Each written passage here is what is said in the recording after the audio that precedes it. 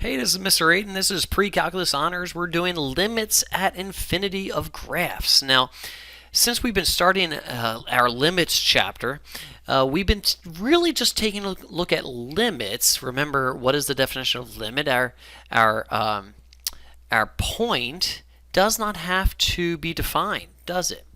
But our limit from one side and the other side must agree with one another. And so we've been taking a look at something like, what's the limit as x approaches 0 of this function? And so we're taking a look at as it approaches from 0 from the left, as it approaches 0 from the right, we end up getting negative 1.5.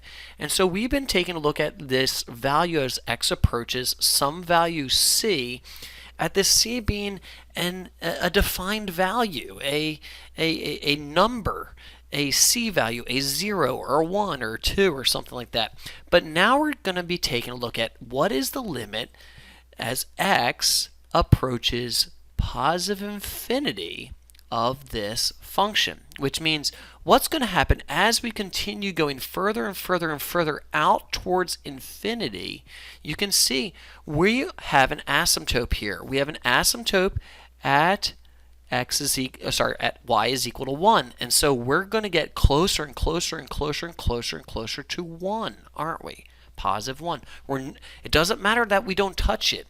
Remember, we're taking a look at as it approaches, which means we can also take a look at what's the limit as x approaches negative infinity of this function. And you can see we're getting closer and closer and closer and closer to positive 1, aren't we?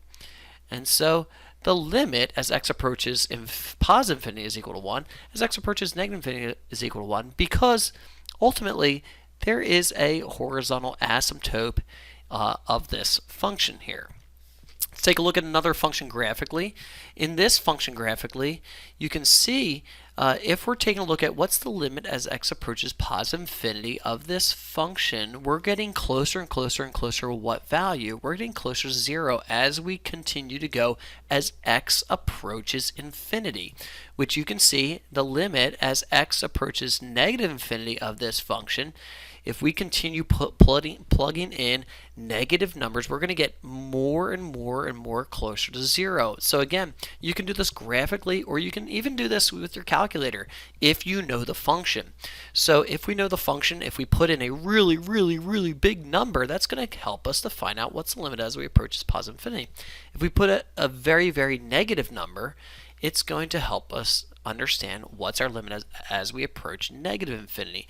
And these numbers would be 0.00000001 or negative 0.000001, which means that limit is approaching 0, which ultimately means we have a horizontal asymptote at y is equal to 0. Okay, let's take a look at another function here. Here we're going to take a look what's the limit as x approaches positive infinity of this function. We're going further and further and further and further this way. We're getting closer to this value of positive 3, aren't we? Which means the limit as x approaches negative infinity of our function, as we take a look from this direction, we're getting closer and closer and closer to positive 3 as well.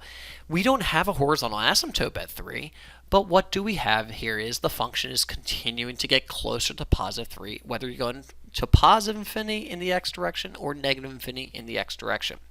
Which I know some of you guys are probably thinking, well, are these values for the limits always going to be the same? No, they're not.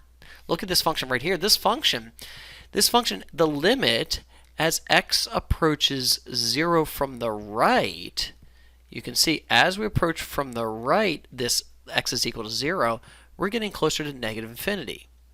The limit as x approaches 0 from the left, boy, that doesn't exist. We don't even have anything coming from the left. Okay, that does not exist, which means we can know what's the limit as x approaches positive infinity of this function. We're getting closer as we go this way, 20, 40, 60, 80, 100. We're getting closer and closer and closer to what y value? We're getting closer to 4, aren't we? Because there is an asymptote here at y is equal to 4. There is no value.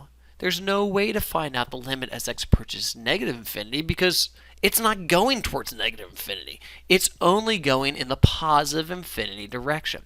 And so again, we're just taking a look at our graphs of our limits as they approach infinity. And there's going to be a self-assessment. So do that self-assessment, see how you're doing on this. Remember, what are we trying to find is we're trying to find out as we approach positive infinity or as we approach negative infinity, where is my y values getting closer and closer to. Hope this helped. Do your self-assessment. Have a great day. Quick and easy. Bye.